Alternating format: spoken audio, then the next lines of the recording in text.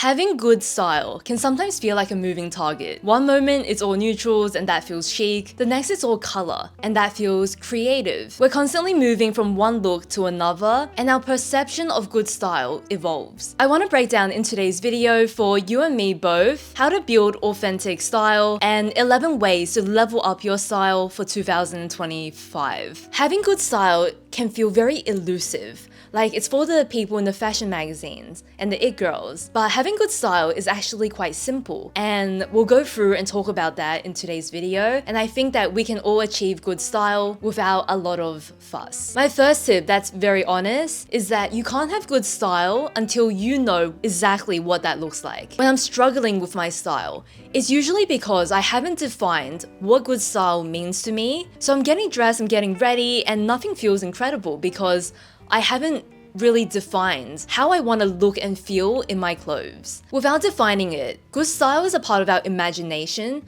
It's hard to define, it's hard to achieve, and it just complicates things so much more. I think there's two main ways to go about this. If you like to journal, you can write things down. The other day, I was sending something to a stylist. In my life, I know I reach for a white dress all the time, but why do I do it? Why do I like it? The base feels like a blank canvas I can accessorize over, and it also feels nostalgic to a romantic dress from a time before. Even just a few paragraphs here has been able to clarify why I like certain things and what that says about my style. And if you're a visual person, then mood boarding. I am very embarrassed about the way my Pinterest boards were looking. It was a chaotic mess. I use it all the time, but it's a mess. So I went through this week, I cleaned things up, I made sure everything was still a part of my inspiration, and just curating down my inspo to not cover everything but the things that I genuinely find aligns to my style has already clarified what I consider good style for the year ahead. The next thing is quick and easy. Level up by finding inspiration of people who look like you or have very similar clothes to you or have a similar lifestyle to you. When you find people who look like you and maybe they share like a similar haircut or a similar skin tone or similar body shape, then when we see something working for them, it's so much easier for us to achieve that as well. And I also find that we are so much harsher on ourselves than we are on other people. So when we can see beauty in people who share something in common with us, the more likely we're just going to see that beauty in ourselves as well, because we share something in common. This is something that a lot of us might do already in terms of celebrities, like following along the celebrities who share something in common with us. Celebrities have styling teams. So find your celebrity lookalike and get inspiration from them, because they've got teams helping them, and it will help you as well when you find celebrities who share something in common. When it comes to clothing, there's two main ways I do this. The first is in body type, so finding people who are also like, soft gamine, let's say, and recreating some of their looks. The other side is that I will find people with similar clothes to me.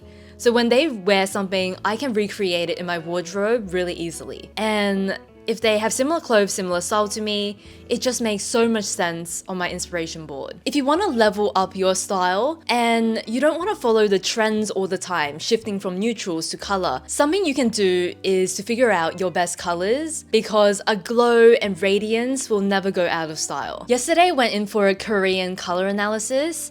So the ones I've done in the past are more Western style, and now I've gone in for a Korean style one. I think a big part of color analysis is helping you understand the basics. In different countries, let's just say in Korea versus maybe in Australia, the beauty standard is very different. And because of that, I feel like my results were also a little different. I think Korean beauty standards is all about youthfulness, it's all about like brightness. Yeah, I think youthful is big. Whereas in my Western, like Australian color analysis, it's definitely more on like bring color to my face, like a glowy radiance versus like brightness. So because of that difference in beauty standard, the results were also a bit different. That being said, a lot of the fundamentals are the same. My biggest recommendation here is not to be too technical, too obsessed with like the absolute best colors, but rather to get the basics down that will give you a guide. I think the most basic thing is your color temperature. Are you cool or are you warm? And then where do you sit on the scale? Are you neutral warm? Are you very, very close to neutral, which I am?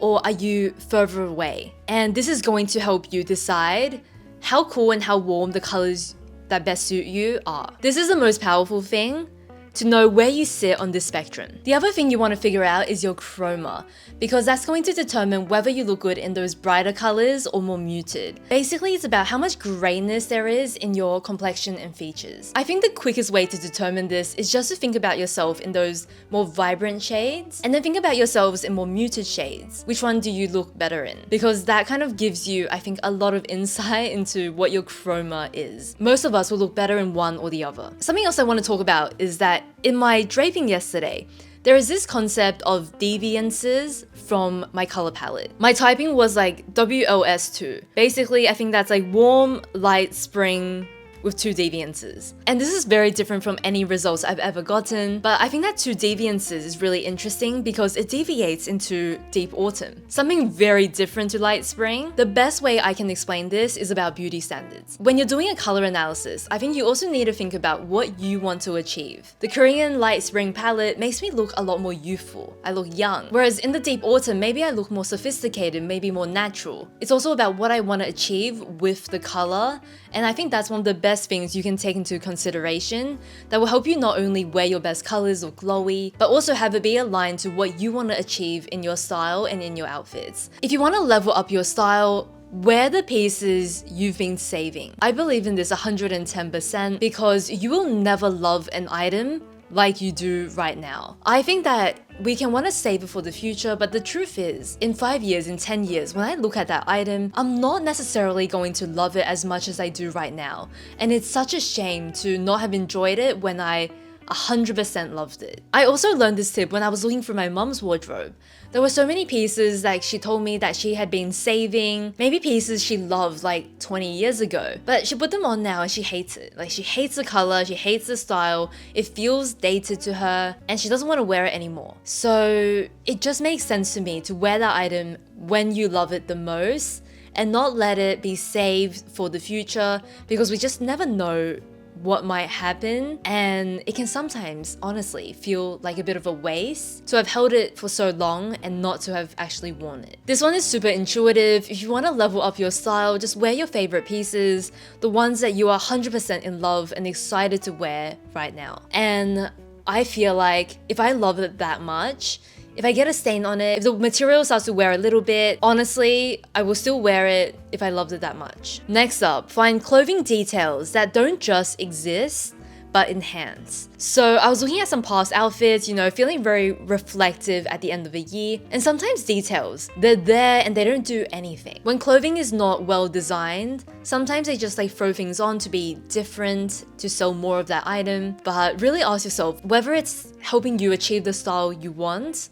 or whether it's just kind of there for the sake of it. This tip actually came from me looking at these jeans I used to own. I think they were the Sezane Frankie jean.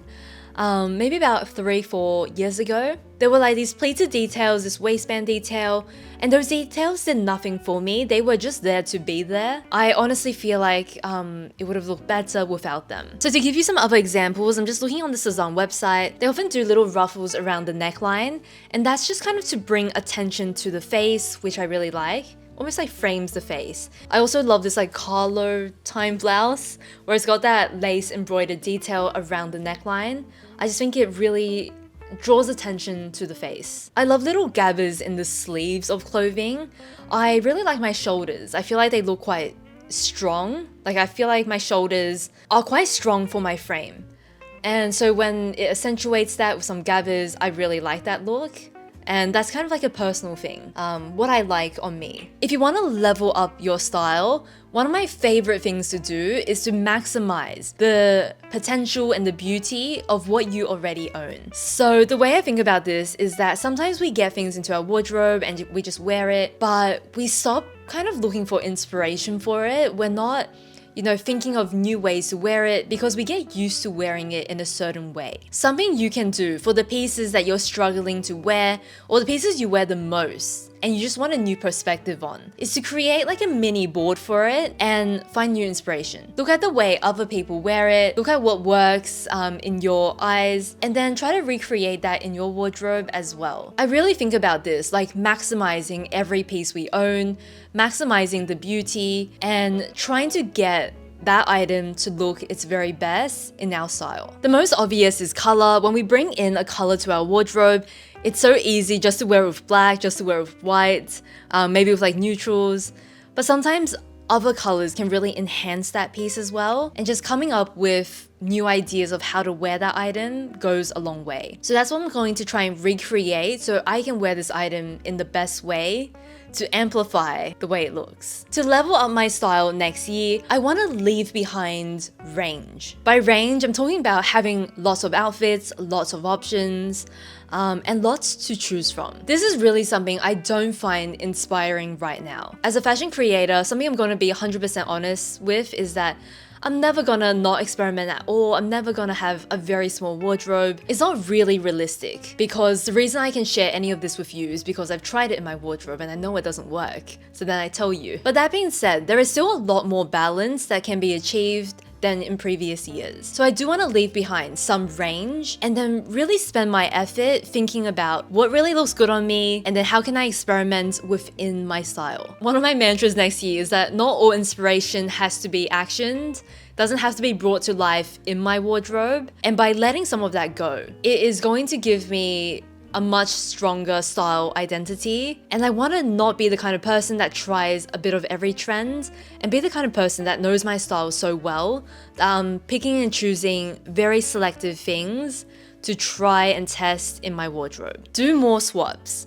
One thing I realized is that sometimes I'll buy something for my wardrobe and secretly, I don't even want to admit it, I wish I'd gone for another color or maybe another size, or I just wanted to tweak like one thing to make it perfect. And the truth is, as long as you experiment in your wardrobe at all, as long as you move away from the very classic pieces, you are going to make some mistakes. So instead of feeling really guilty about it, what I want to do more of are swaps. So let's just say I have a handbag, I have it in one color, I wish I had it in another. I want to be okay with selling it on the pre-loved market and then replacing it on the pre-loved market as well. So basically doing a little swap so I end up with the one I want in my wardrobe. Doing more swaps and then doing more curating until it feels right in my wardrobe, I feel like would be a great balance of experimenting, trying new things, but then also doing it in a slightly more responsible way. If you truly want to level up your style,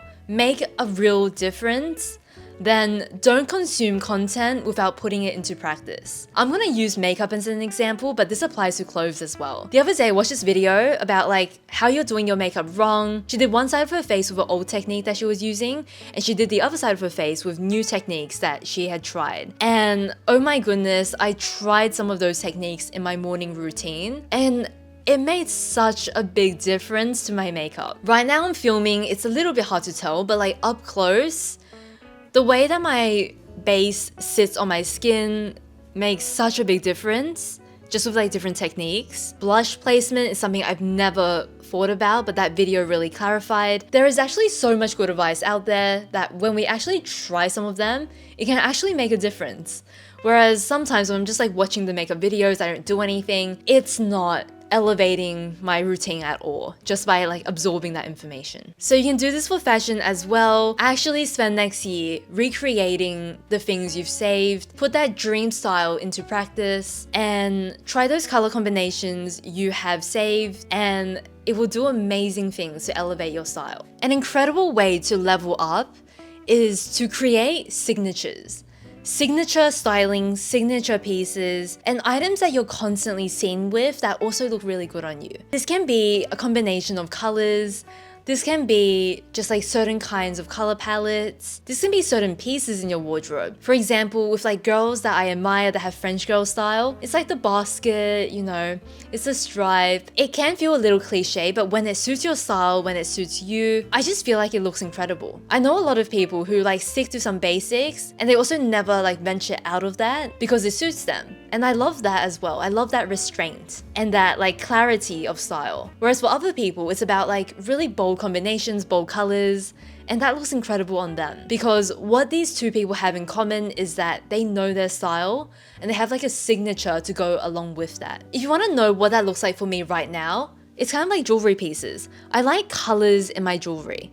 So certain stones, certain colors, I love. I really like wearing a lot of white and then pairing that with fun pops of color. That's kind of like a staple combination that you'll see again and again, whether we're in summer or whether we're in winter. A lot of white with pops of color. Something else is that I like to add some playfulness in every outfit. So it's like, depends on how you want to look at it. You can call it playful, you can call it like a little random, or it can be like a little juvenile, but I love that like playful edge to an outfit. So that's constantly in my style, where I think if it's not your style, it can be like, that outfit would look so much better if you took that item out.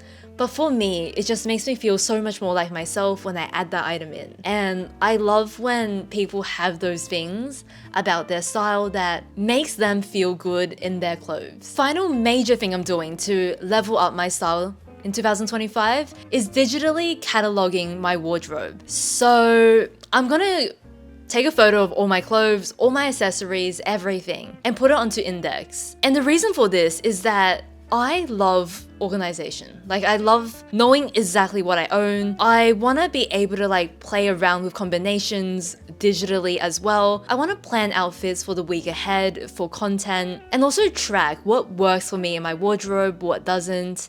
Sometimes I feel like I wear that all the time, but I want to know like actually how many times do I actually wear it? And I think tracking it will help. I am so into things like this, and I also feel like it will challenge me to put together combinations that I haven't thought of before, because when I say that I've worn this item the same way 10 times, I'm gonna want to play things up a bit more. And I feel like this is an amazing way to keep track of what you own, keep things reasonable, and then also be more creative with styling. This is something that I'll be doing over the next week or two during the Christmas break, and then I'll give you an update next year. If you want to join me in this, I'm not affiliated with Index. I just wanted to do this for myself and see how it goes. So you can download the app as well and do what I'm doing over the Christmas break. So those are the ways that I want to level up my style in 2025. Hope you guys enjoyed today's video, found it helpful. I want to say such a huge thank you for watching my videos this year. If you've watched my videos, if you've clicked on a video, clicked through something, liked one of my posts on Instagram, commented, I'm so incredibly grateful. Thank you so much. If you have anything you'd like me to cover next year, anything you'd like to see, what I can share with you that will be really helpful, let me know in the comments below. I am all ears. I hope you all have an incredible rest of 2024, and I'll see you back here 2025. So see you then. Bye.